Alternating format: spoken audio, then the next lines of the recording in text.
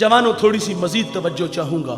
میرے کریم آقا صلی اللہ علیہ وسلم نے اس امت میں 63 برس گزارے ہیں اور ایک لمحہ بھی ایسا نہیں کہ حضور نے ہمیں بلایا ہو.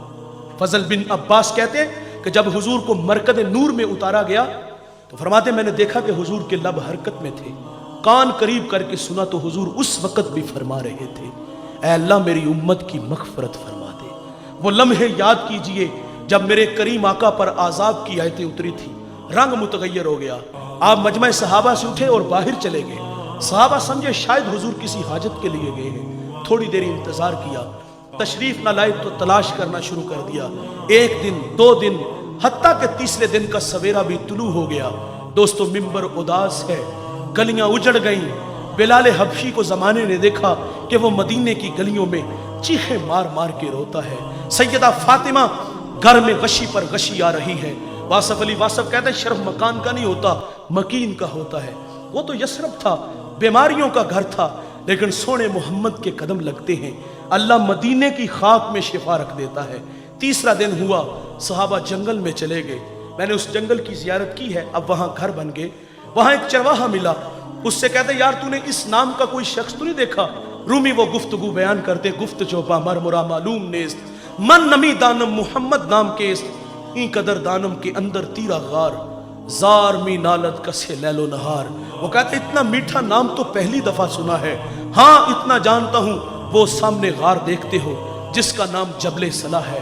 وہاں ایک جوان ہے جو صبح بھی روتا ہے شام بھی روتا ہے, اور کہتا وہ میری بکریاں دیکھو ہلکا بنائے بیٹھی ہے, نہ کچھ کھاتی ہے نہ کچھ پیتی ہے, جب وہ روتے ہیں تو یہ بھی روتی ہیں. صحابہ نے پوچھا وہ رونے والا کیا کہتا ہے؟ اس نے کہا جب اس کے لب ہائے مبارک کھلتے ہیں تو وہ رب حبلی امتی کی صدائیں دیتے ہیں. بے جان جسموں میں جان آئی, صحابہ اندر داخل ہوئے. آنکھیں کیا دیکھتی ہیں, میرے نبی کی پیشانی نوکیلے پتھر پہ جھکی ہے اور رو رہے ہیں. اپنی معیشت کے لیے نہیں جوانوں, اپنی کہانی تو یہ ہے.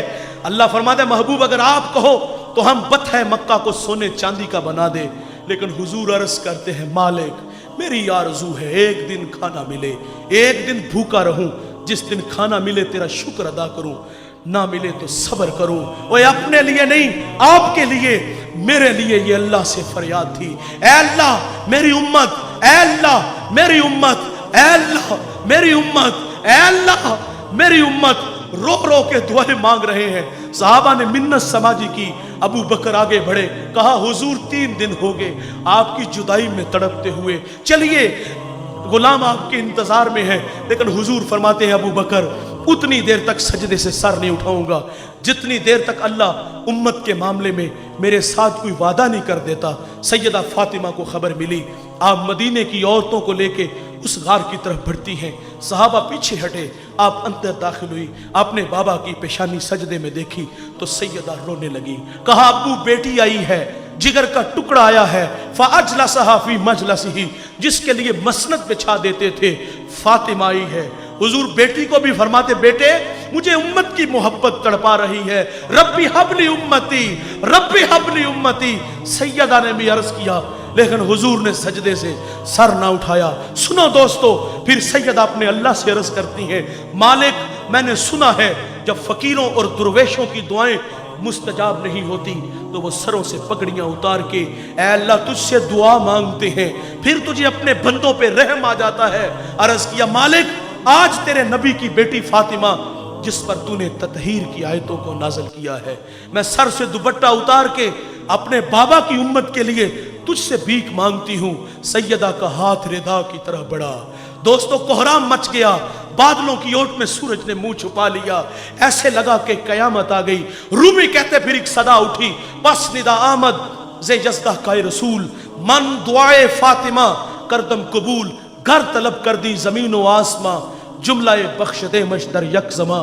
کہا جبریل دیر نہ کرو جلدی جاؤ, میرے نبی سے کہو کہ سجدے سے سر اٹھا لے, ہم نے فاطمہ کی دعا کو قبول کر لیا ہے. جیسے آپ کہو گے ہم امت سے ویسے ہی معاملہ فرما دیں گے.